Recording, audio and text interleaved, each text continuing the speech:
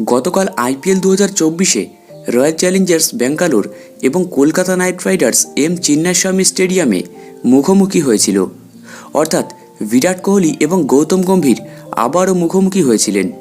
শেষবার যখন দুজনে একসঙ্গে মাঠে নেমেছিলেন তা নিয়ে তীব্র বিতর্ক হয়েছিল। গম্ভীর তখন লখনৌ সুপার জায়ান্টসের মেন্টর ছিলেন। নতুন সিজনে এখন কেকেআর টিমের অংশ গম্ভীর। গতকালকের ম্যাচের আগে আবারও গত বছরের মতো ঝামেলা হবে এটাই কিন্তু ভেবেছিলেন সমর্থকরা। কিন্তু গতকাল এক অন্য ছবি ধরা পড়ে মাঠে। এম চিন্নাস্বামী স্টেডিয়ামে বিরাট কোহলি এবং গৌতম গম্ভীরকে জড়িয়ে ধরতে দেখা যায়। আরসিবির ইনিংস চলাকালীন এই ঘটনাটি ঘটেছিল। ক্রিজে নট আউট ছিলেন বিরাট কোহলি।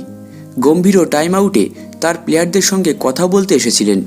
এ সময় বিরাট কোহলি এবং গম্ভীর একে অপরের কাছে গিয়ে একে অপরকে জড়িয়ে ধরেন।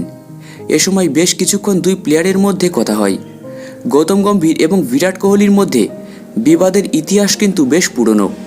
2013 সালের আইপিএল চলাকালীন প্রথম সংঘর্ষে জড়িয়েছিলেন দুই ক্রিকেটার। তখন গম্ভীর ছিলেন কেকেআরের ক্যাপ্টেন এবং বিরাট ছিলেন আরসিবির ক্যাপ্টেন। কলকাতা নাইট রাইডার্সের বিরুদ্ধে প্রথম ম্যাচে 6 উইকেটে 182 রান করে আরসিবি, যে রান খুব সহজেই হাসতে খেলতে করে ফেলে কেকেআর।